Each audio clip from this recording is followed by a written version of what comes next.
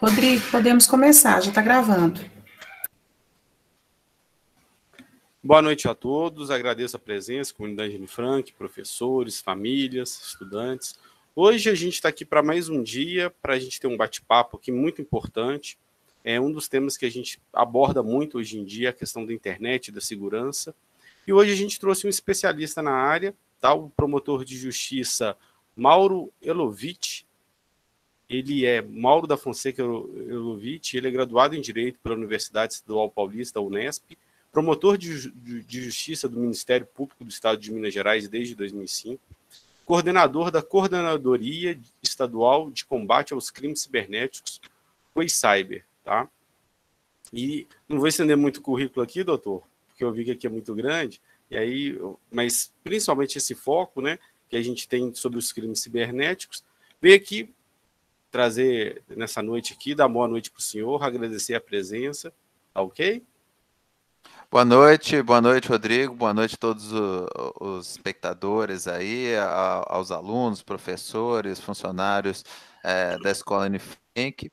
É um prazer estar aqui colaborando e conversando sobre medidas que a gente pode adotar para garantir uma navegação mais segura e prevenir a ocorrência de crimes.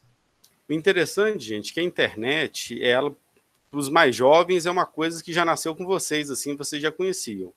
Eu, e acredito que muitos aqui também, viram o surgimento da internet. A internet ela é muito importante, que ela vem surgir, trazer inúmeras vantagens para a nossa sociedade. Eu lembro desde o início lá da primeira forma de conectar, os primeiros computadores de casa que surgiram, e hoje em dia, no celular, você tem acesso a essa imensa rede que tem informações sobre o mundo inteiro, e principalmente junto com ela vem as redes sociais, que surgiram também, que criou laços de amizade e de acesso de pessoas de diferentes partes do Brasil e do mundo que conseguem se comunicar em tempo real.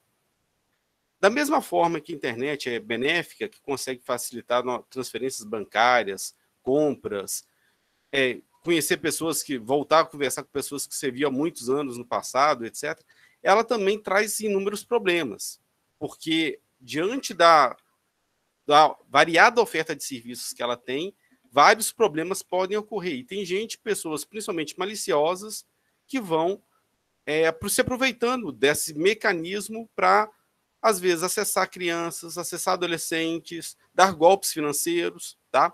E hoje o nosso bate-papo vai ser um pouco ligado a isso. Doutor Mauro, vamos começar falando principalmente para a meninada aí sobre essa questão hoje em dia que muitos jovens eles ficam muito tempo nas redes sociais, né? Isso é um fenômeno atual e tem jovens que ficam horas e mais horas durante o dia e a gente vê casos, situações de jovens que dão tanta importância que às vezes esquece até o mundo lá fora e dá tanta importância para essa rede social, entra em depressão, a importância de estar no TikTok, estar no Instagram, se está ganhando like, se não está. Só pode falar um pouco sobre isso para a gente? Exatamente. Diferente da nossa geração, professor Rodrigo, a geração deles já é completamente digital, né? A gente pegou a fase analógica e foi gradualmente migrando para o acesso à internet e a todos os benefícios e riscos que ela traz. Como toda e qualquer nova tecnologia, novo avanço científico, existem inúmeros benefícios e cuidados que a gente tem que na utilização deles, né? O fato é que o uso da internet hoje é uma realidade, o uso das redes sociais hoje é uma realidade. A gente, ainda mais nesse período pós-pandemia, né, o finalzinho de pandemia, se Deus quiser, nós passamos a depender integralmente da internet. A gente se comunica pela internet com os parentes, a gente estuda pela internet, a gente compra pela internet, a gente se diverte pela internet, assiste filme em streaming, joga jogo online. Então, é uma realidade. A realidade está posta, é uma ferramenta, e como toda ferramenta, ela tem que ser usada com responsabilidade. A gente tem que usá-la de uma maneira inteligente para que a gente alcance os benefícios que ela nos traz, sem nos expor a risco. Então, toda a inovação tecnológica passou por isso. Quando surgiu o carro, quando surgiu o telefone, quando surgiu o cheque, os criminosos eles estão sempre aproveitando essas inovações tecnológicas para tentarem aplicar golpes, para tentarem conseguir consumar delitos, ter acesso a colocar em risco mesmo a segurança, a integridade física, emocional das pessoas, e a gente tem que ter certo cuidado, a gente tem que ter uma visão diferenciada para usar essas ferramentas. O professor Rodrigo falou, olha, as pessoas passam tanto tempo na internet que elas esquecem do mundo real, e na verdade eu vejo assim até um pouquinho diferente, né? A gente sempre tem gente que sempre costuma perguntar, falar, como é que está a vida virtual da pessoa, e não existe isso, a vida é uma só. A gente, a primeira coisa que eu queria colocar hoje aqui, conversando com vocês, é que não existe essa separação de vida virtual e vida real, mundo virtual, mundo real. Tudo é mundo real. Tudo que você produz online, o que você posta, o que você curte, com quem você interage, vai te trazer consequências no mundo físico, né? Essa separação que muitas vezes a pessoa faz, que ela cria uma persona na rede social, ela cria um avatar, um nome fake, ou uma interação, ou ela se comporta muito diferente no meio virtual do que ela se comporta quando ela está na presença física de outras pessoas, é uma ilusão. Porque esses comportamentos todos, tudo que você faz online pode te trazer repercussões físicas, riscos, consequências, responsabilizações por essas interações, assim como trariam no mundo real.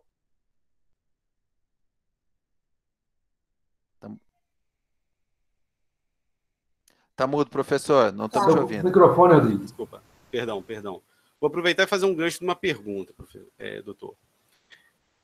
A internet, muita gente às vezes não se percebe que aquilo fica registrado para o resto da vida, né? Então, às vezes, uma fala que você tem na internet, um comentário indelicado, um comentário agressivo, aquilo pode marcar sua vida até o dia da sua morte, que fica lá registrado, alguém dá um print, aquilo fica guardado e depois você não consegue negar. Antigamente a pessoa falava do jeito que queria na rua, xingava alguém, e depois ele fala, não falei nada, podia negar. Hoje, com a internet, isso não existe, né? Tudo que você faz fica lá registrado e as pessoas acabam compartilhando e divulgando o que você fala, o que você registra, muito rápido, atrapalhando até emprego. Eu sei que várias empresas de RH fazem uma consultoria antes nas redes sociais para ver, contratar ou não uma pessoa, por exemplo. É até interessante da gente pensar, né, nessa diferença de comportamento online e fora, né, do ambiente cibernético, quando a gente vê assim, um padrão de comportamento que a gente normalizou na internet, mas que ele é completamente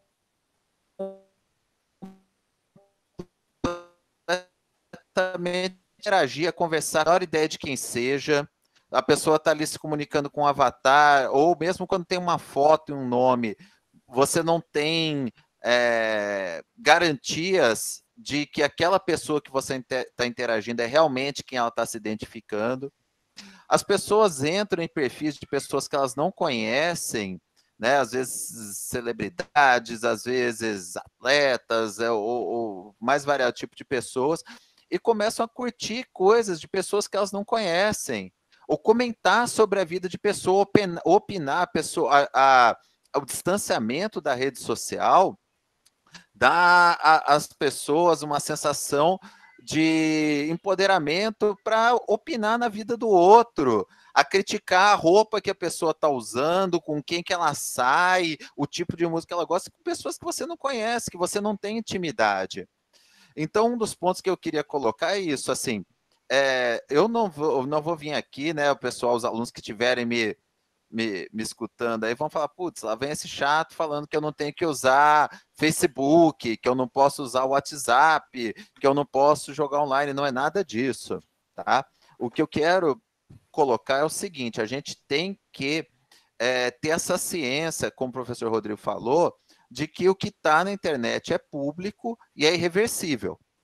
Uma vez que você colocou, você pode deletar depois, não importa. A chance disso daí ter sido copiado, de ter sido divulgado, compartilhado, é muito grande. É muito grande. E você está dando acesso pleno de coisas que você, na vida real, não compartilharia. Então, o que eu quero colocar é o seguinte: não tem nada demais você ter um perfil no Facebook, postar suas fotos com seus amigos, ou de um lugar maneiro que você foi e se divertiu, ou do momento legal na sua vida. Mas você tem que proteger 3 esferas que são importantes para você: a sua privacidade, a sua intimidade e os seus segredos. São coisas que você não compartilharia com qualquer um. Então, por que quando você está na internet você começa a compartilhar isso? Você começa a falar como se estivesse conversando com um diário, e na verdade você está postando para milhões de pessoas desconhecidas. Você está ali falando de gostos pessoais seus, de como você está se sentindo, de quem você não gosta, expondo às vezes preconceitos, às vezes comportamentos agressivos. Você está expondo muitas vezes o seu relacionamento. Sabe, tem gente que faz aquele diário dia a dia do que está fazendo com a namorada. Isso é extremamente perigoso, extremamente perigoso. Eu gosto sempre, quando a gente faz os eventos presenciais, eu gosto sempre de levar casos concretos que vão parar lá na promotoria, para as pessoas verem que não eu não estou falando para assustar ninguém, não é conto da carochinha, nem nada. A gente está falando de situações que são geradas por esse falta de zelo na exposição. Por exemplo, eu sempre trago um caso real, a gente faz a desidentificação para que as pessoas não consigam ver quem que era essa pessoa, né, até para respeitar a privacidade e intimidade dessas pessoas. Mas existe caso real de família, por exemplo, uma família lá de Santa Catarina, em que todo mundo na casa tinha rede social, o pai, a mãe, os filhos, e eles postavam absolutamente tudo sobre a vida deles. Então postava foto da porta de casa, com o número do seu endereço, então plenamente identificável, foto de chapa do carro, então aparecia o carro em perspectiva, estava ali no Facebook, você conseguia consultar a chapa do carro. Foto das crianças com uniforme escolar e horário. Acabei de deixar meu filho na escola. Então a pessoa consegue, monitorando uma rede social aberta, ver que em tal horário a criança entra e vai estar ali desguarnecida. Em qual escola que ela está, o que o pai está fazendo naquele horário. E faziam check-in quando estava todo mundo fora de casa, né? Aqueles check-ins de rede social. Adivinha o que aconteceu? Uma quadrilha de sequestradores foi lá e sequestrou o filho menor de 13, à época eu acho que tinha 7, 8 anos do casal. E, por sorte, o criminoso acabou sendo identificado, foi preso, e quando ele foi preso, ele falou: eu fiz um monitoramento simples. Uma semana acompanhando o Facebook aberto da família, eu sabia tudo. Sabia como chamava o pai, eu fui lá, fui no horário que o pai deixou a criança, fui lá, falei para a criança que o pai que tinha mandado buscar, que o pai estava no trabalho tal, e levou. E a criança foi. Por quê? Porque você expôs toda aquela informação. A tua intimidade estava toda ali. Então, é um cuidado que é necessário. A gente caiu ali na rede, isso aí vai estar sendo compartilhado, vai estar sendo acessado, sabe-se lá por quem. Então, o primeiro cuidado que eu gostaria de falar é cuidado com quem você interage pela internet, principalmente para os menores, tá? Que eu estou falando para crianças e adolescentes esse recado. O fato de você estar vendo ali uma foto e a pessoa está se identificando como sendo da sua idade, como sendo uma menina ou sendo um cara, você não tem como saber aquilo. Se você não conhece a pessoa pessoalmente ou não tem como verificar quem é essa pessoa, não interaja, não compartilhe informações pessoais com essa pessoa, tá? É uma coisa vazia, ilusória, você achar que você é popular porque você tem muito seguidor em rede social. São pessoas que de duas uma, ou que não ligam para você, jamais vão interagir com você, ou jamais vão te trazer alguma coisa concreta, positiva, fora daquela rede social, ou são pessoas que você conhece, que você checou, que você quer interagir com elas, que podem te trazer algum benefício real. Então, essas pessoas é em quem você tem que se focar em aceitar nela na rede social como amigo, em interagir, em compartilhar informações, porque você tem algum nível de segurança. O que vai te trazer de benefício você ter 10 mil seguidores que você não sabe quem são, que você não sabe o que vão estar fazendo com as tuas fotos, com as tuas informações pessoais, e você está ali compartilhando com eles. Então, são duas coisas, é limitar o que você compartilha, não compartilhar intimidade, não compartilhar em segredo, não compartilhar informações que você não compartilharia com desconhecidos, e evitar de aceitar, interagir com pessoas que você não conhece ou você não pode verificar pessoalmente quem são. Tá? Isso daí são cuidados muito, muito importantes. Eu digo isso com especial preocupação com a questão de assédio. Tá? Isso não é brincadeira, a gente recebe dezenas de casos como esses assim, em todo o estado, dos criminosos, dos pedófilos que criam perfis fake. O principal modo operandi, o principal tipo de criminoso é criar perfil fake, se fazendo passar geralmente por pessoas da idade aproximada das vítimas, para ganhar confiança. De repente a pessoa acha ali que é um amigo, é uma amiga, é um possível interesse amoroso, e de repente está compartilhando detalhes, está combinando de encontrar fisicamente nos lugares, e aí o risco disso daí é tremendo, tremendo. A gente sempre cita muito um caso aqui da coordenadoria, de uma menina de 13 anos de idade, nós vamos usar um nome fictício, Lulu aí, por exemplo, Luísa, e ela tinha perfil no Facebook, os pais não faziam o monitoramento, não faziam acompanhamento, e ela começou a interagir com um perfil de uma que ela acreditava ser uma menina, uma suposta, vamos chamar aí de Ana, uma suposta Ana, que se identificava como tendo 14 anos. No perfil do Facebook tinha foto, como se fosse realmente uma foto de uma menina de 14 anos, tinha interesses, tinha colégio onde estuda, tinha seguidores, e essa Luísa começou a interagir com a Ana como se fosse amiga. E de repente começou a abrir intimidade dela. Começou a contar o que ela fazia com o namorado, coisas que ela não contava para o pai, para uma total desconhecida. Em pouco tempo, essa Ana falou que ia apresentar a Luísa para um primo e apresentou o primo dela, que seria esse tal Jonas. O Jonas veio conversando com um papo um pouco mais agressivo, mais levando para uma conversa de cunho sexual. A hora que a Luísa quis cortar, o Jonas veio e falou: olha, a minha prima me passou todas as suas informações. ela me falou que você fez isso com seu namorado, que seus pais não sabem, que seus amigos do colégio não podem saber de tal coisa, e se você não me mandar foto sua sem roupa, eu vou criar um perfil no Facebook e vou divulgar isso para todos os seus conhecidos.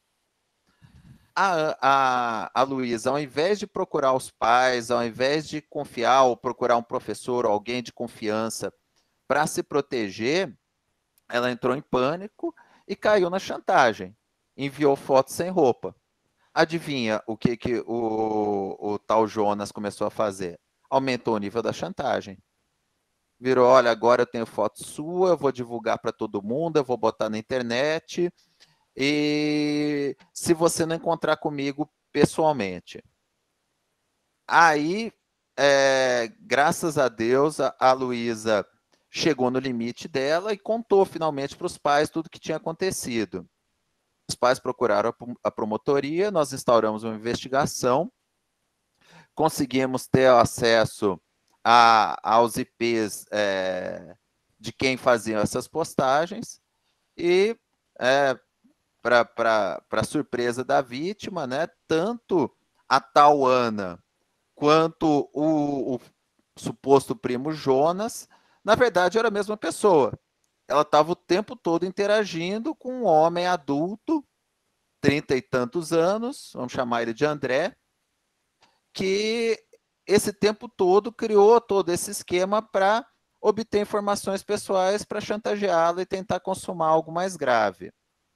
Essa pessoa está presa, depois que nós conseguimos identificá-lo e conseguir mandar de busca e apreensão, nós apreendemos computadores dele e descobrimos que ele tinha aplicado o mesmo golpe com dezenas de meninas, sempre menores de 14 anos. Então é uma coisa gravíssima. A internet dá essa ilusão de familiaridade. Então, cuidado com o que você compartilha, cuidado com quem você interage. A chance dessa pessoa que está ali na foto não ser quem ela diz que é muito grande. E são muitos casos como esse que acontecem todos os dias. E por isso que eu bato muito nessa tecla. Não aceite contato de pessoas que você não conhece ou não tenha como verificar a identidade. E se você interage, não exponha a sua intimidade. Não revele coisas íntimas para quem você não conhece. Você não falaria isso para um desconhecido na rua.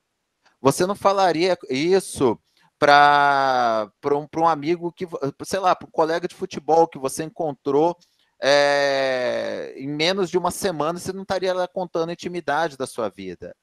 A menina não estaria contando para uma pessoa que ela encontra, sei lá, no salão de beleza uma vez por mês. Você não ia estar ali contando da sua vida pessoal. Então, por que você conta para a internet? Para uma pessoa que você não conhece, que você nunca viu, porque ela supostamente diz que é da sua idade.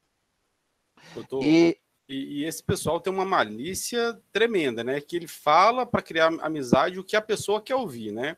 Ele vai indo de acordo com a conversa que a pessoa tá e vai apoiando todas as opiniões dessa pessoa para falar, não, esse aqui é meu amigo, ele confia em mim, ele sempre me apoia. E, na verdade, ele só está abrindo um terreno para dar esses ataques, né, futuramente. É isso mesmo, o passo a passo deles, e eles, vários criminosos que têm essa linha de comportamento, eles veem isso como jogo, eles têm prazer em montar esse esquema para ludibriar as pessoas. Parece coisa de filme, mas não é. A quantidade de crimes como esse que acontecem todos os dias é muito grande.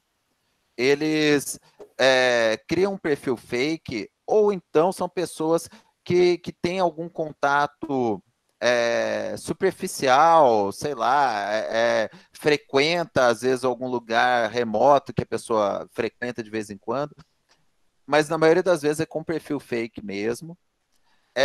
Eles vão se mostrar sempre muito receptivos, eles vão se colocar como um ombro amigo, eles vão se colocar como uma pessoa com os mesmos gostos, que gosta do mesmo tipo de música, que frequenta o mesmo tipo de lugar.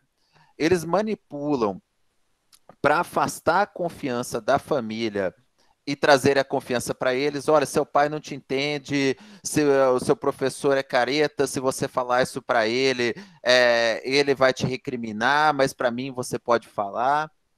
E a partir do momento que eles vão ganhando confiança e a vítima está expondo intimidades dela, eles começam gradativamente a levar o assunto para questões de cunho sexual. Então eles vão começar a falar: você já fez isso? Você já fez aquilo? Ah, você já viu vídeo disso? Eles fazem muito isso também. Postar para as vítimas, para crianças, material pornográfico a tentar da curiosidade natural, né? Que o pré-adolescente ele acaba tendo uma curiosidade de ver o que é aquilo. Outra, para tentar normalizar uma conduta. Então ele começa a bombardear a vítima com essas imagens de cunho sexual, com vídeos, com fotos, e tentando normalizar: isso é normal, todo mundo faz, você é boba de não estar fazendo, para tentar realmente. Aí o passo seguinte, eles começam a querer que a vítima faça coisas pela internet, então que ela tire fotos sem roupa, que ela se toque, e aí a gente já entra na seara realmente de situações traumáticas e prática de crime. Tá? Isso é uma evolução, assim como a tecnologia evolui, o direito evolui, e hoje em dia a gente já tem decisões do Superior Tribunal de Justiça, já está mais do que pacificado, que esse tipo de conduta já caracteriza estupro. Mesmo que que o criminoso não tenha tido contato físico com a vítima, se ele força uma criança, se ele induz uma criança ou um adolescente a praticar algo em si mesmo, um ato de cunho sexual, isso já é equiparado a estupro, é reconhecido como estupro. Então, assim, é perigoso, a gente tem que ter esse cuidado, não é bobeira, não é chatice de gente mais velha, é uma maneira de você mesma se proteger de um risco que vai te gerar um trauma, vai te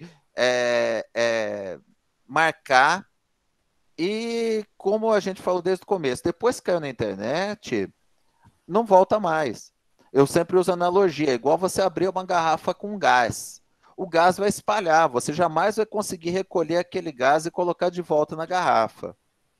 Então, tome cuidado com isso, evite a própria questão. Agora já estou falando com o pessoal mais velho, né, para as crianças, não qualquer solicitação de imagem de criança sem roupa, se alguém vier com essa conversa para cima de você, pedir fotos suas sem roupa, ou te mandar esse tipo de conteúdo, já é crime, tá? Os pais têm que ficar atentos, porque isso daí já configura crime, são crimes previstos lá no Estatuto da Criança e do Adolescente. Mas, já para quem for mais velho aí, para os maiores de idade, cuidado com o negócio do nude. É um negócio, eu não entendo, sinceramente, assim, você está colocando ali a tua intimidade mais íntima, baseado em acreditar numa relação de confiança que você não tem garantia de perenidade. O que eu quero dizer? Você confia no teu namorado hoje ele pode parecer a melhor pessoa do mundo, mas você não sabe como ele vai se comportar quando você está. A gente está aí correndo em outra conduta que eu estou falando também, que é criminosa, que é a divulgação, né, além das imagens de menor, que por si só já são criminosas, mesmo quando é maior de idade, a exposição de fotos de intimidade da vítima em rede social, ou o compartilhamento, tá? Vamos prestar atenção nisso daí. Mesmo compartilhar esse tipo de conteúdo aí, quando essas imagens são lançadas na rede social aí, sem o consentimento da vítima, também configura crime. Então evite de mandar isso. Você não sabe, depois você tem um celular hackeado, ou o teu namorado leva o computador na manutenção e você não sabe quem que vai ter acesso àquilo. Evite mesmo esse tipo de conduta, porque é impressionante a quantidade de crimes que acontecem desse jeito. Tem muito vazamento, né? A gente escuta hoje de muita a pessoa registra no computador, registra no celular, e aquilo fica lá e de alguma forma o pessoal acaba tendo acesso. Numa manutenção que você vai dar, o pessoal acessa seus arquivos no próprio celular, né? Doutor, mudando um pouco aqui de assunto, que o tempo vai passando, depois a gente nem vai abordar, né? O senhor comentou uma situação das pessoas que ofendem nas redes sociais, né? Que o pessoal chama muito de haters, né? Isso também é categorizado como até crime em algumas situações, né? Você podia falar um pouquinho disso para a gente? Isso daí é o que a gente estava falando da sensação de distanciamento, da pessoa achar que ela está numa rede social ou está na internet e ela é outra pessoa e que aquilo nunca vai ser ligado a ela. E não tem nada mais errado do que isso, né? Você você ofender a honra de outra pessoa, seja pessoalmente, seja por meio de rede social, pode caracterizar os crimes de calúnia, de injúria, de difamação, são os crimes contra a honra. Quando você começa a perseguir alguém em rede social, né, seja entrando em todas as postagens da pessoa com o intuito de intimidá-la, persegui-la, menosprezá-la, você pode estar praticando ali esse crime novo, que é o crime do artigo 147A do Código Penal, que é o stalking, né, o crime de perseguição. Esse tipo de conduta, ele vai trazer consequências psicológicas graves para a vítima, né? Aqui a gente está falando da questão do cyberbullying, né? Que é a perseguição, é você ofender, humilhar, envergonhar o alvo, achando que aquilo é uma brincadeira, que está em rede social, e aquilo dali tem estudos psicológicos que dizem que é até mais traumático do que o bullying pessoal, porque a pessoa não tem refúgio, ela está ali na casa dela sendo vítima de perseguição, sendo vítima de humilhação, todo contato que ela faz por pessoas, e aquilo gera uma bola de neve.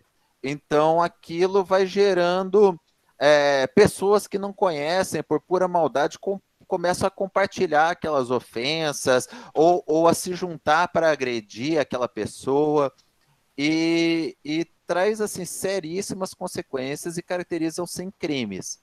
E se a pessoa é menor de 18 anos e acha que isso não vai trazer consequência nenhuma para ela, ela também está equivocada. Porque se ela não responde por crime, ela responde pela prática de ato infracional, de acordo com o Estatuto da Criança e do Adolescente. Além de poder propiciar que os familiares da vítima peçam indenização à família do agressor por dano moral que está causando. Porque civilmente, embora penalmente isso não aconteça, civilmente os pais são responsáveis pelo impacto, né, das condutas dos filhos, prejuízos que essas condutas possam causar. Uma dúvida, doutor. Quem sofre? Eu gostaria que você falasse também um pouco de quem sofre esse cyberbullying, o que ele deve fazer, quais as medidas que ele deve tomar. Tá? Agora, foi uma ótima pergunta, professor Rodrigo, porque agora eu já aproveito e já falo tanto do cyberbullying quanto daquelas outras condutas que eu falei antes, né? É legal para a gente poder conversar e dar essa perspectiva para as vítimas. Eu sei que deve ter muita gente aí, ou alguém que está me escutando aí, que pode já ter passado por isso e está em casa quietinho e tal, porque já passou por esse tipo de situação, ou então está sofrendo esse tipo de situação. E a primeira coisa que eu queria falar, assim, um recado mais importante: você não é culpado de nada. Nada. Você não está errado. Errado está quem praticou esse tipo de conduta contra você. Você é vítima. O que os criminosos costumam fazer, principalmente ali os pedófilos, é explorar sentimento de medo e culpa da vítima. É fazê-la se sentir responsável por ter sido assediada, sentir vergonha daquilo, ou então medo de uma suposta agressão contra ela ou contra os pais. Tá? Você não é culpado de nada. Quem está errado é quem fez isso contra você. E então você tem que se livrar disso e tem que procurar ajuda. Você precisa procurar um pai, uma mãe, alguém na sua relação familiar com quem você tenha confiança. Às vezes pode ser um professor. Você tem que procurar um maior responsável e relatar o que está acontecendo com você e pedir apoio, tá? E aí, agora eu queria falar para os pais, né? Para os pais que estiverem me ouvindo aqui. É muitíssimo importante que as vítimas não sejam recriminadas. Por mais que aquilo vai te impactar, quando você ouvir de um filho que ele foi vítima desse tipo de coisa, é um sentimento assim de dor, de revolta muito grande. Mas seja o adulto da relação. Não deixe isso transparecer para a vítima e não a recrimine jamais. Você tem que ser o ombro amigo, você tem que escutá-la, você tem que acreditar no que ela falou. Tá? Muita gente, até por um instinto de negação, quer fazer de conta que aquilo não aconteceu, ou falar, às vezes você entendeu errado, às vezes não foi isso. Não. Escute o seu filho, escute sua filha, leve a sério o que eles estão falando. Na imensa maioria dos casos, aquilo ocorreu de verdade. É muito raro que a criança tenha inventado, imaginado, até pela riqueza de detalhes que costumam acontecer nesse tipo de coisa. Conforme você for se abrindo e sendo receptivo, a vítima vai se sentir mais confortável de falar com você, porque ela vai ter em você o porto seguro.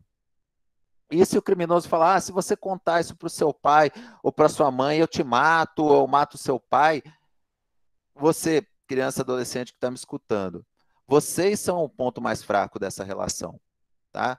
Seu pai sabe se cuidar, sua mãe sabe se cuidar, eles vão procurar alguma autoridade, uma autoridade policial, vão procurar o Ministério Público, e eles vão se resguardar. Quem está exposto ao risco é você. E se você não falar, a chance desse criminoso fazer algo mais grave, te machucar, é maior ainda. Então, não caia nem para o sentimento de culpa e não se deixe intimidar, tá?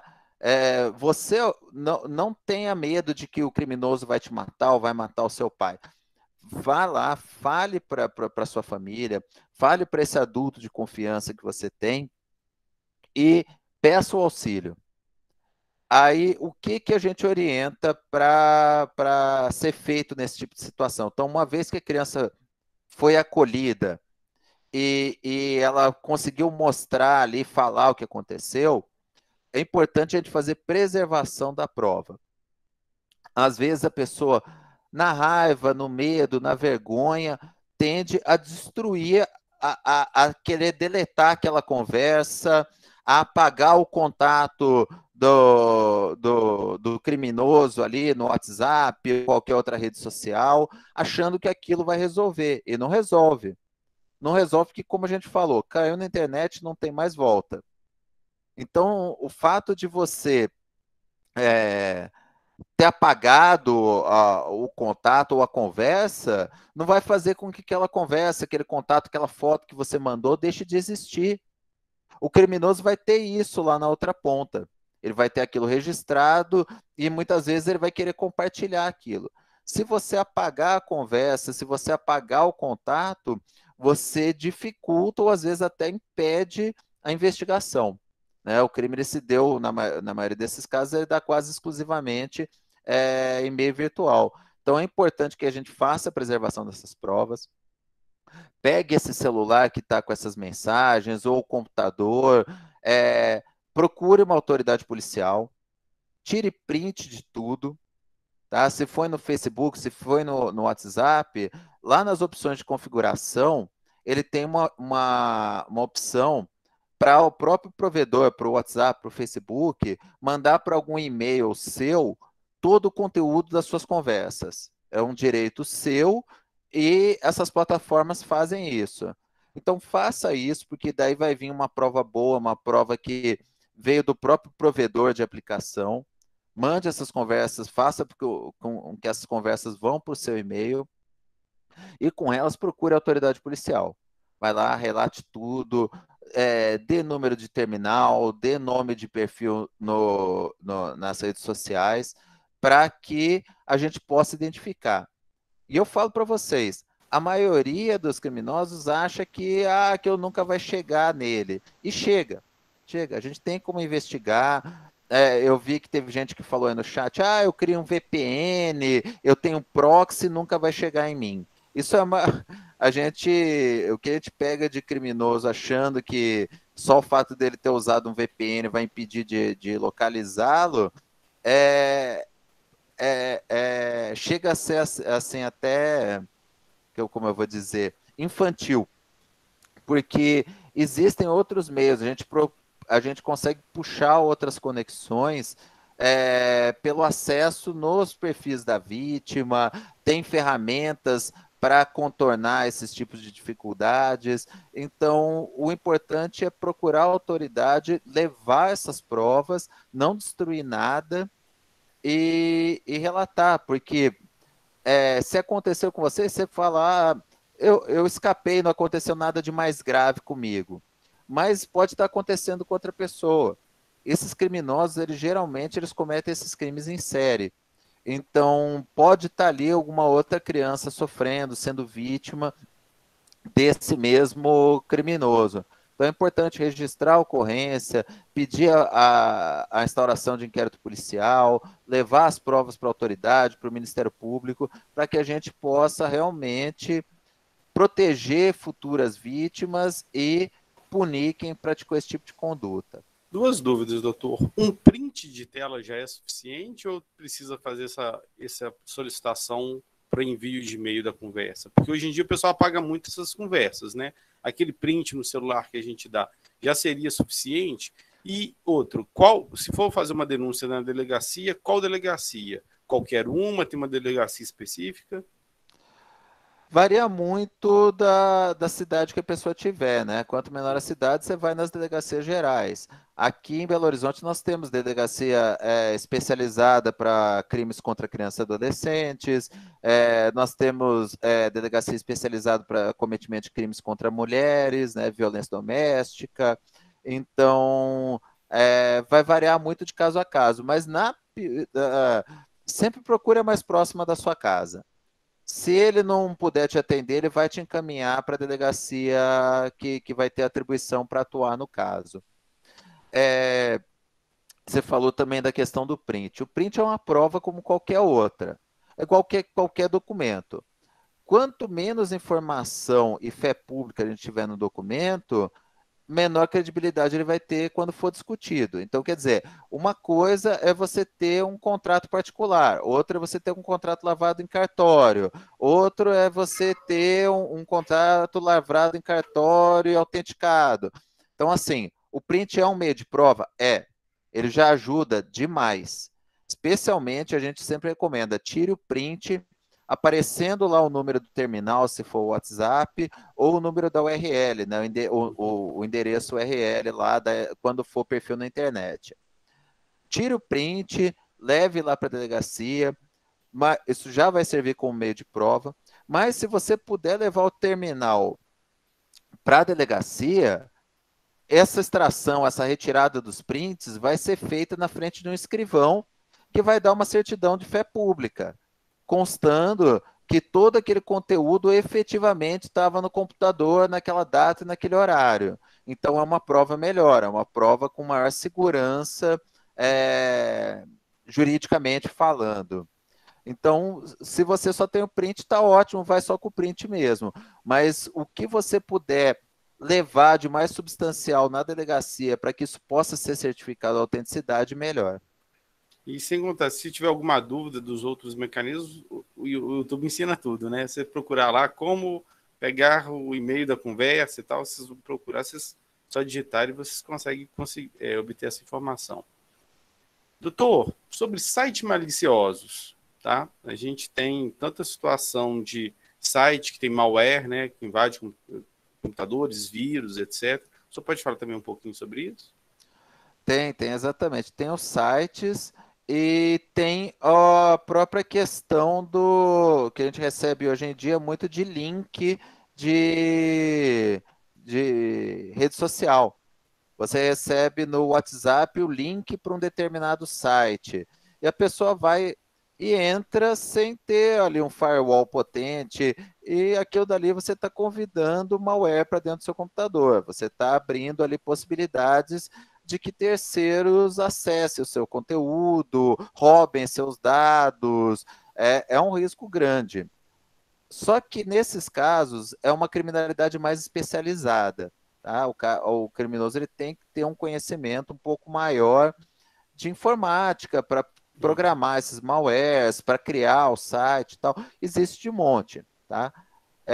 A gente sempre recomenda, não clique quando você receber por meio de redes sociais, links suspeitos, tá? Mensagem caiu lá no teu e-mail na caixa de spam, ou você recebeu um compartilhamento no WhatsApp de um link que você não sabe de onde veio, vem lá compartilhado e você sabe-se lá quanto tempo esse link está passando. Principalmente ou oferecendo promoção ou manchete sensacionalista. É bem interessante que é, o que geralmente move a pessoa ou é a ganância, a oportunidade de ganhar alguma coisa, ou é a curiosidade mórbida, né? Geralmente vazaram as fotos de fulano, clique aqui para ver. E a pessoa vai lá e clica e entra no site malicioso. Ou então, a gente teve, né, um golpe generalizado de promoção do Dia das Mães do Boticário. A pessoa recebe no SMS ou no WhatsApp, promoção Dia das Mães do Boticário. Clique, faça o cadastro e ganhe um perfume, um creme para sua mãe. E um monte de gente foi lá e clicou e trouxe malware para dentro do computador. Então, muito cuidado com esses links que a gente recebe por compartilhamento, com mensagem que você não sabe a origem e com mensagem sensacionalista. Ainda mais nessa época que a gente está vivendo aí também de polarização política, tem muito golpe de você não sabe a última que o Lula aprontou, ou então mais uma medida genocida do Bolsonaro. Eles atiram para todo canto, né? O criminoso ele vai para qualquer espectro político. Ele solta as duas ao mesmo tempo, né? Isso. E a pessoa vai lá no sensacionalismo, movido pela pura força do ódio, né? Não faça isso. Não entre em link suspeito, você não sabe de onde está compartilhando. Jogue antes no Google para você ver da onde que estava essa mensagem, se existe alguma notícia referente àquilo. Se vier aquele, isso a Globo não divulga, pode ter certeza que é grande chance de ser golpe ou bobagem que eles estão compartilhando com você. Esse cuidado precisa ser tomado mesmo. O senhor falou uma coisa do que é fácil, né? Hoje em dia o pessoal usa a internet, até que a internet tem algumas coisas, promoções que a gente pode até, você fala assim, pô, tá tendo essa promoção mesmo, às vezes tem. Mas antigamente os golpes físicos, normalmente sempre a pessoa oferecia uma coisa que era muito fácil de você ganhar. Eu já escutei gente que caiu o golpe no caminhão do Faustão, que você tinha que comprar chip de celular, pessoas próximas minhas, assim. Recentemente, quase que eu caí que um amigo mandou num grupo do WhatsApp, era até um professor amigo meu, um grupo que a gente tinha pessoal lá, uma promoção da Amazon. Aniversário da Amazon tá dando. Eu comecei, na hora que eu tô assim, eu falei, mas tá meio estranho. Aí eu falei, pô, eu fui confiando porque ele tinha me encaminhado. E aí o cuidado tem que ser duplo, né? Tanto da gente acessar quanto a gente divulgar. Porque normalmente, eu sou muito cuidadoso com isso. Chega o negócio e falo, não, deixa eu conferir aqui se é verdade. Eu sempre confiro. Como veio dele, eu falei, pô, ele já conferiu, né? Eu já estava contando que ele tivesse conferido. Na metade do processo, eu falei, mas tá meio estranho. Aí eu fui parar e fui pesquisar. Para minha sorte, eu não cheguei na parte que eu passava algum dado, alguma coisa. Mesmo assim, eu ia parar para conferir. E aí eu vi que era um golpe. Aí eu fui mandar mensagem pela mesma hora. Ó, você mandou no grupo lá, tem mais gente. E o pessoal vai cair. Aí, não, desculpa, não sei o que, eu estava indo também, já divulguei porque achei que era bacana. Então, tomar muito cuidado em relação a isso, né? Tudo que é muito fácil, suspeite. E vá no canal oficial. Se for promoção mesmo, não precisa entrar pelo link. Vai lá no Google, vê o site da Amazon e vai ver, a promoção vai estar lá. Não vai ter nada de tão excepcional que você recebeu por WhatsApp que a empresa vai estar escondendo do canal oficial dela. A empresa não tem nenhum interesse de privilegiar o WhatsApp ou qualquer mídia social que seja. Eu nunca ouvi falar promoção exclusiva do WhatsApp. Vai no canal oficial. Isso também vale para tudo, tá, gente? Estou falando a mesma coisa. Também se aplica para mensagem de banco, para mensagem de operadora de celular, para mensagem de instituição pública, Ministério Público, Judiciário, Polícia Federal. Isso não existe de ficar mandando link. Se você recebeu alguma coisa assim, vai no canal oficial daquela instituição, daquele banco, daquela operadora, vai lá no, você acha isso facinho no Google, vai no canal oficial, vai lá no claro.com, vai lá no mp.mg.mpmg.mp.br, vai lá e você vai ver nos canais oficiais se aquilo existe.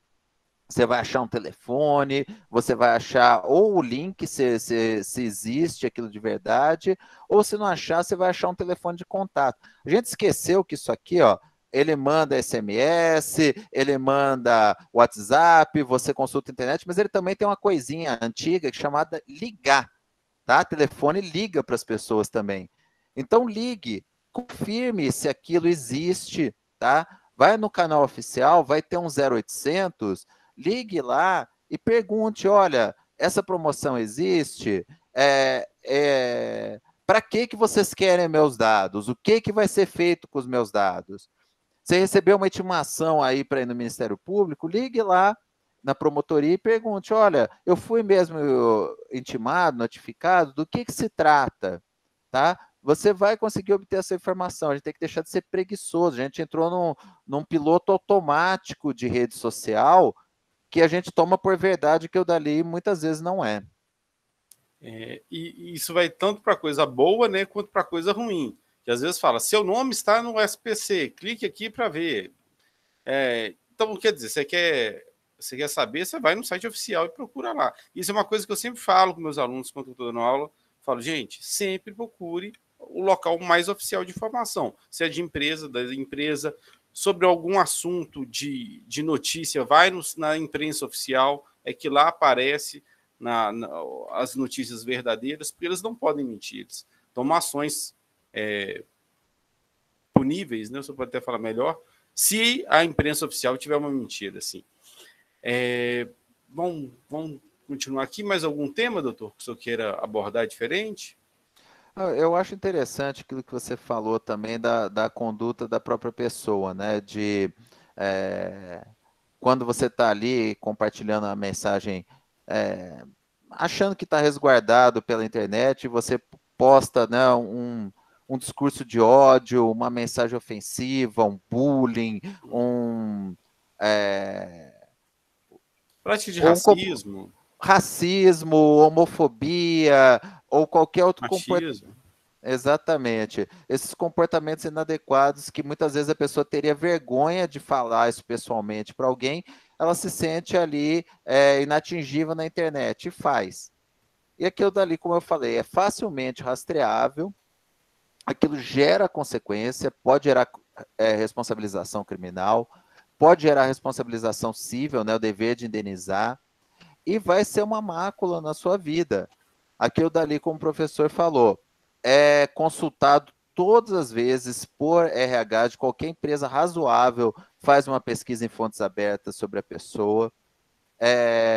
Aqui, as empresas, cada vez mais, as grandes empresas, têm repudiado contratar gente que expressa esse tipo de conduta, né? Não é, aquilo dali não é algo aceitável, a gente precisa passar por uma mudança social, para um processo histórico para extinguir isso, mas hoje é uma realidade e que vem sendo cada vez mais combatida. Eu acho até interessante, né? Eu sempre brinco com isso, professor.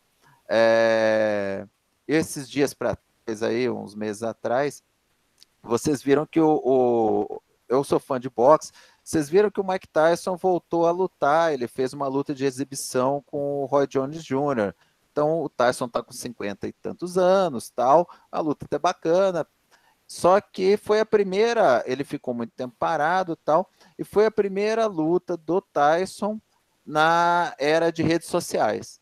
Né? Quando ele lutava antes não tinha, a gente via ao vivo na Globo, era uma dificuldade você ter acesso, o contato dele direto era só com jornalista e fã pessoalmente, né? E aí perguntaram numa entrevista para ele antes da luta o que ele estava achando de todo o treinamento dele está sendo postado na internet e os comentários e redes sociais e tal. E ele, com aquela sinceridade dele, que ele é peculiar, falou que ele ficou horrorizado e que a maioria dessas pessoas, né, nunca teriam coragem de falar aquilo na cara dele, porque senão iam levar um soco. Então, assim, não estou estimulando ninguém a dar um soco, não estou falando que esse é um comportamento aceitável, um modelo de conduta, nem nada, mas eu estou falando, assim, para a pessoa ter uma noção da diferença de comportamento. Você faria isso na vida real?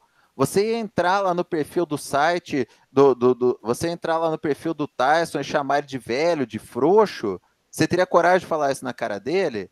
Então, por que você faz isso? O que isso vai te trazer de benefício quando você faz por meio das redes sociais? Eu fiquei uma vez horrorizado, né? Aquela caixa de comentário do UOL que eu dali o esgoto da internet, né? Você vê ali hoje em dia, se bem que o esgoto já generalizou, também está em Twitter, está em Facebook, mas enfim. Eu estava vendo um dia uma notícia, a Angelina Jolie, ela é embaixadora da ONU, e aí ela tinha feito uma doação de não sei quantos milhões para não sei qual país da África. Então, assim, uma doação gratuita. Ela é milionária, ela não precisa daquilo, aquilo não é o ganha-pão dela, ela não é política, aquilo não traz benefício econômico nenhum para ela. Foi uma ação de caridade, super bacana, super louvável, negócio bacana. Aí eu tô lá vendo, tal, eu caí na besteira, olhei lá com os comentários, não sei quem virar lá e posta assim, vagabunda. Meu, né, o que leva uma pessoa gratuitamente ir lá xingar uma pessoa que fez uma boa ação, uma pessoa que está ali do outro lado do mundo, que nunca vai ler aquela notícia em português aqui no Brasil, num site, né, que para ela lá é um troço obscuro, que eu nunca vai chegar nela.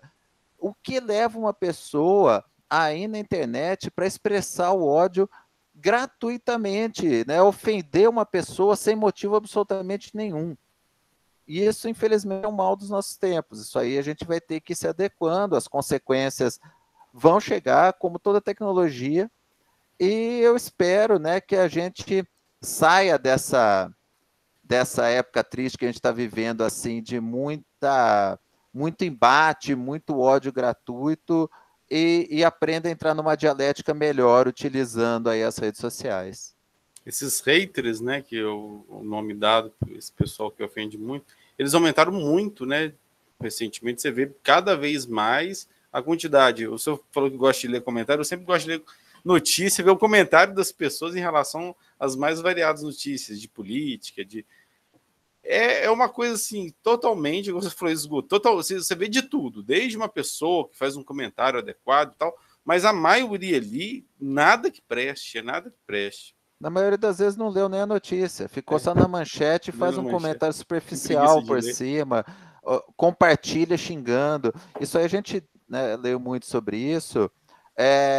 O que mais motiva o compartilhamento e o clique, e a própria indústria trabalha com isso.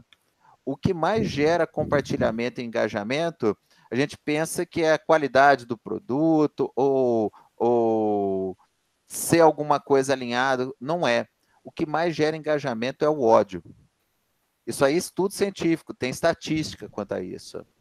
Porque o ódio ele gera o engajamento de quem vê aquilo, a validação do ódio que a pessoa tem dentro dela. Então ela compartilha, porque ela, é isso mesmo, eu também penso assim. E gera o engajamento da pessoa que pensa o contrário. Olha que absurdo que estão falando. e sem querer você está dando clique para aquilo.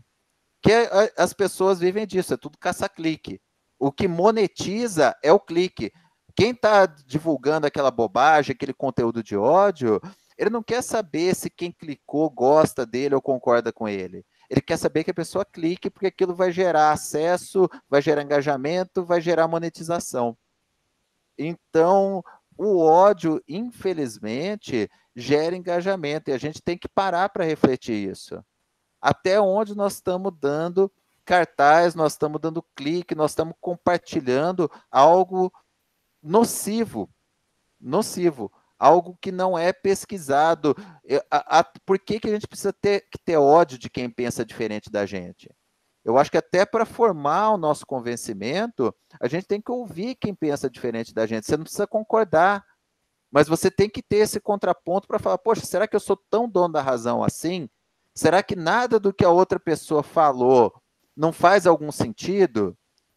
Tudo bem, você pode sair do convencimento de que é uma bobagem mesmo, mas pelo menos você ouviu e ponderou e tentou chegar a uma dialética, chegar a um resultado que seja mais produtivo para todos. Então, infelizmente, né, a gente está nessa era ainda assim desse uso mais conflituoso das redes sociais, um uso que gera consequências. Eu volto a frisar aqui, né, falando agora como promotor de justiça, gera responsabilização criminal, gera responsabilização civil, e que vai precisar ser melhorado ou chegar a algum meio termo mais conciliador em algum ponto ou outro. Eu quero fazer uma pergunta daqui a pouco para o senhor sobre essa procura incessante de likes, né? Que vai tanto do lado da monetização, e a gente vê muito em relação a adolescentes para se afirmar e as consequências que isso traz. Eu quero comentar. Só vou fazer uma pergunta aqui que a Romilda postou. Uma pessoa com a qual compartilhei fotos pode apagar as fotos do meu arquivo de forma que eu não possa mais acessá-las? Em geral, não. Em geral, não. Ela tem que ter plantado algum malware no teu computador para que ela consiga ter esse acesso. Uhum. Tá. Bom, agora diante dessa busca de likes, né? Hoje em dia a gente vê que o pessoal já agora, qual que é a sua profissão? Influenciador digital. Hoje em dia virou uma profissão que é aquele sonho da meninada, às vezes, não, eu quero postar no YouTube que eu vou ficar rico como fulano de tal, esse, aquele. É o mesmo caso igual do jogador de futebol, né? É uma exceção que o pessoal acha que aquilo é uma regra e quer viver disso. Mas a gente vê que vem tanto nesse aspecto da monetização quanto da questão pessoal, da realização pessoal. Se ele está recebendo like, ele é uma pessoa feliz, alegre, todo mundo gosta. Se ele sofre um dislike por uma foto, a gente vê casos de jovens que estão querendo fazer plástica porque se acha feio, porque alguém fez um comentário maldoso, ou até mesmo caso mais extremo que a pessoa chega até a tentar suicídio ou realmente conseguir completar um suicídio por causa desse ataque na rede social, desses dislikes. Você pode falar um pouquinho para a gente também? Isso chega muito lá no tribunal, por exemplo, situações dessas? Chega quando gera consequências mais graves, né? Isso tudo vai dentro daquele ciclo que eu falei, da pessoa aceitar no convívio dela, ainda que virtual, pessoas que ela não conhece ou que ela não tem como verificar quem é. Ela se sente validada, ela sente a necessidade de ter muitos seguidores e de avaliar o quanto que ela é boa ou ruim pelo número de likes nas fotos ou pelo engajamento que gera. Isso é completamente superficial e equivocado, tá? As redes sociais, todas elas trabalham com algoritmos. O fato de você não ter tanto acesso não significa que você é melhor ou pior do que fulano. Isso tem N fatores diferentes. O fato é que rede social, quantidade de like ou de seguidor, não é sinônimo de validação ou de popularidade ou de sucesso em qualquer coisa que seja. Como o professor Rodrigo colocou, a questão dos casos de sucesso, de perfis de redes sociais que monetizaram em cima com produção de conteúdo e geraram renda e meio de vida, é caso ínfimo, é 1 em 1 milhão. Todo mundo sempre tem aquela esperança de que vai ser com ele.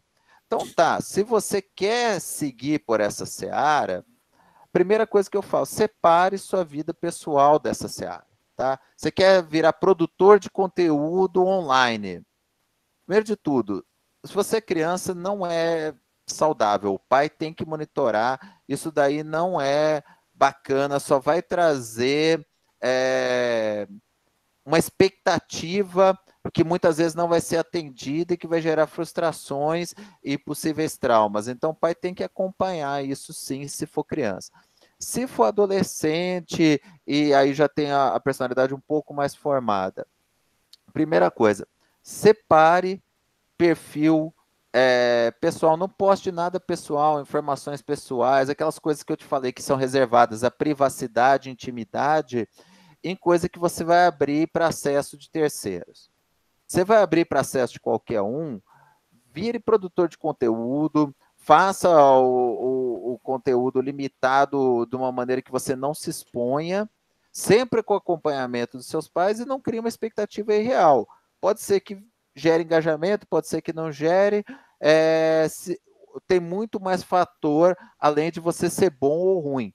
Sério, gente, assim, eu sigo perfis super interessantes, por exemplo, tem um amigo meu aí que é historiador, tem um perfil sobre história americana, sensacional, conteúdo muito bacana, e assim, o engajamento dele é ínfimo comparado com o cara que enfia a cabeça dentro do balde de gelo.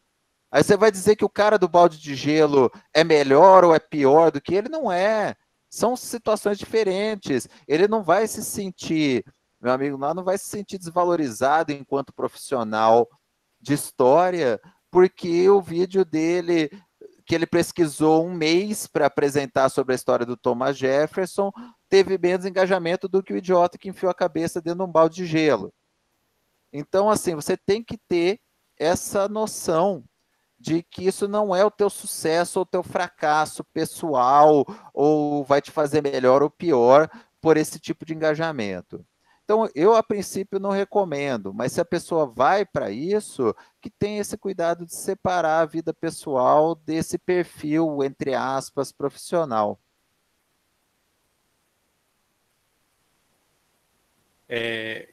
Sobre até esse tema, você falou questão, tem até uma sugestão de filme um pouco sobre essa questão do algoritmo. Às vezes abre muito o olho, tem aquele filme na Netflix, O Dilema das Redes, mostra muito bem como é que funciona, né?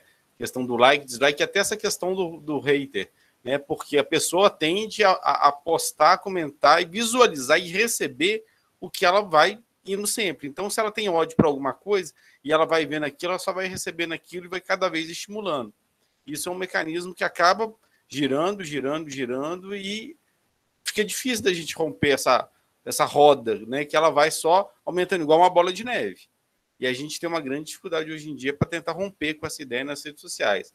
A gente, quanto escola, a gente tenta orientar. E uma das principais coisas, por isso que a gente tem até essa palestra aqui hoje, gente, muito válida com o doutor, é a gente ter a consciência que a melhor forma de parar com qualquer coisa, não cair em site, não ser enganado, não ser ludibriado, é através do conhecimento. E esse que foi esse foco principalmente nosso hoje aqui. A Mariana me deu até uma sugestão aqui, doutor, para falar sobre a questão de repassar link de aula sem consentimento.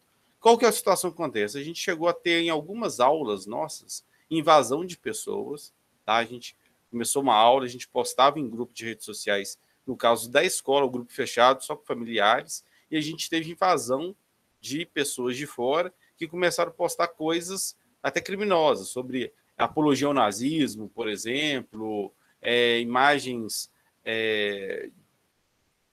como é que eu vou dizer, indecentes, fotos, etc. Aí o que eu gostaria de saber com o senhor, como é que fica a situação? A pessoa passar o link de uma reunião que seria para uma aula, para uma palestra igual essa de hoje, quais são as responsabilidades dessa pessoa?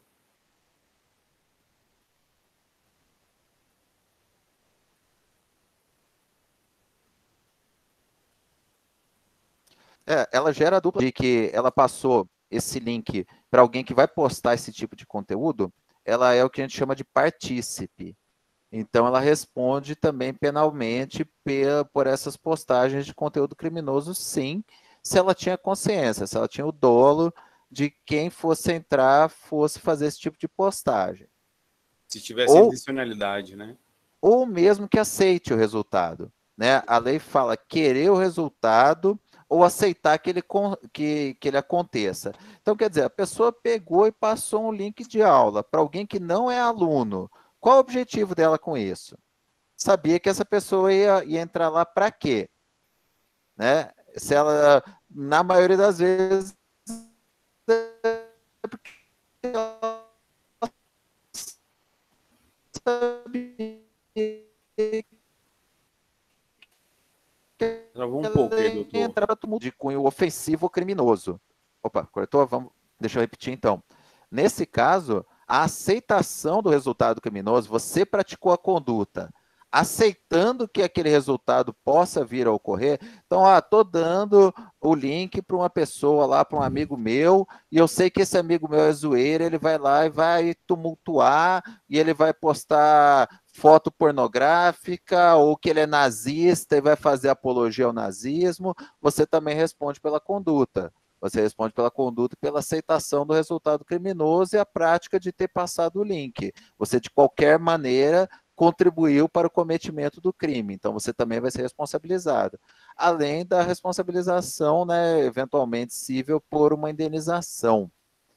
É importante também falar, essas coisas a gente acaba puxando fio. Você vai pegar, por exemplo, uma plataforma igual essa aqui que a gente está usando, o Google Meeting. O Google, ele armazena todos os dados de acesso. A gente vai quebrar o sigilo de dados e o Google vai informar qual foi o IP, quem que fez o acesso, e a gente vai rastrear e vai localizar. A gente vai localizar essa pessoa e essa pessoa provavelmente vai acabar entregando, então, quem passou esse link para ele. Para que isso, né? Assim, não é uma conduta inocente e não é uma conduta que você pode ter ficado impune, pode não ter dado nada, a escola pode não ter levado isso adiante, ok. Até onde você vai querer contar com essa sorte? Entendi. E aí, no caso, a instituição tem que procurar a delegacia de crimes cibernéticos, por exemplo, ou qualquer delegacia. Não, qualquer delegacia. Esse tipo de conduta é registrada pela delegacia normal. A Delegacia de Crimes Cibernéticos aqui, a DEIC de Belo Horizonte, ela cuida de casos mais complexos, geralmente envolvendo organizações criminosas ou golpes de grande vulto. Entendi. Mais algum tema que o senhor acha importante falar aqui com o pessoal hoje?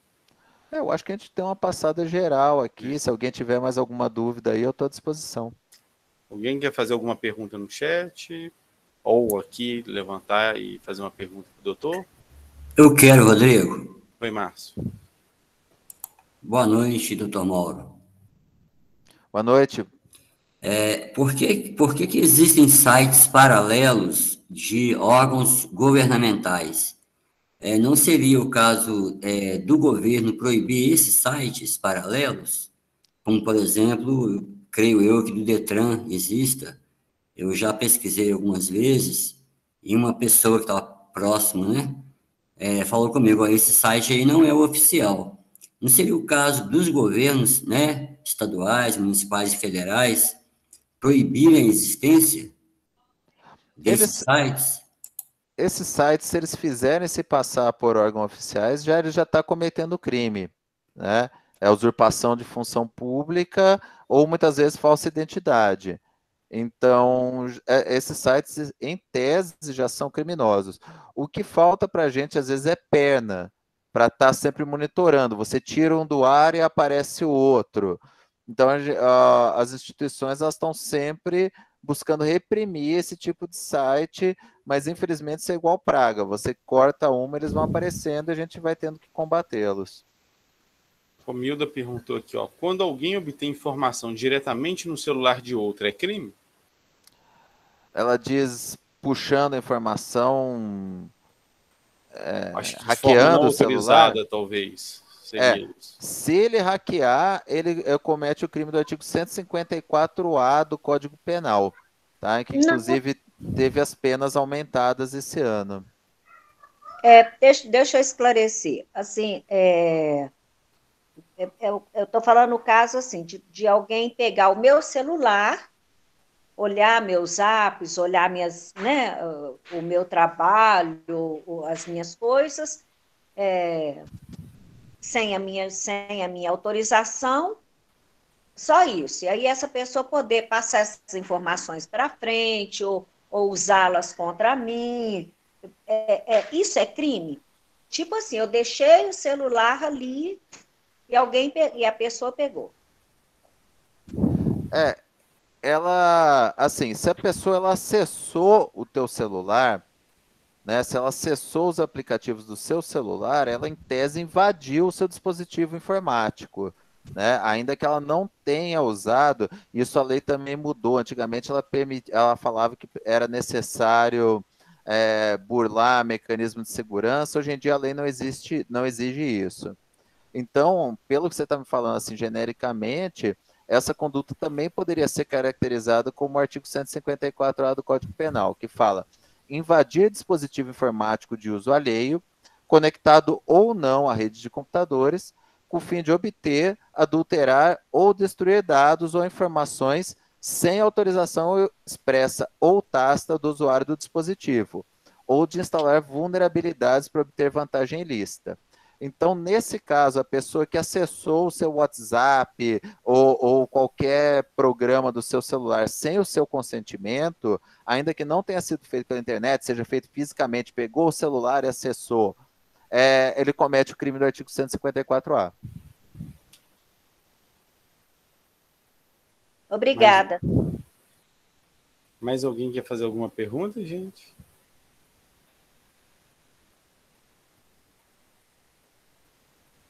Doutor, acho que hoje foi muito esclarecedor, né? Deixa eu ver, Anne Frank e Mariana, por favor. Isso, sou eu. Eu tenho uma pergunta. Doutor Mauro, quando a gente cria um grupo de WhatsApp e adiciona a pessoa sem ter o prévio conhecimento, né, a concessão dela para ela estar lá naquele grupo, isso implica alguma coisa para a gente? Não. Não implica, não. Aí isso é tido como um convite. Você convidou a pessoa, você colocou ela no grupo, ela é livre para sair a hora que ela quiser. A princípio, não tem ilícito nenhum nisso. Ótimo, obrigada. Que bom que a gente pôde esclarecer aí. Um dos males dessas palestras, dessas reuniões pela internet é que a gente não consegue ver a cara das pessoas, né? Quando a gente está pessoalmente, você sabe se a pessoa você está cansando a pessoa, se ela está com sono, ou se ela está interessada. Espero que vocês tenham se interessado, espero que a gente tenha conseguido contribuir aí de alguma maneira, e foi um prazer estar aqui ajudando. Doutor, eu que agradeço, foi muito esclarecedor.